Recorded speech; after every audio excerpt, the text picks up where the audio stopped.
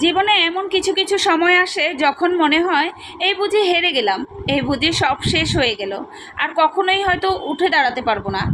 এমন সময়গুলোতে ইচ্ছা হয় সব কিছু ছেড়ে ছুড়ে দিয়ে কোথাও একটা হারিয়ে যায়, এমনকি বাঁচার ইচ্ছেটুকু পর্যন্ত থাকে না। কি করবেন জীবনে এমন সময় আসলে?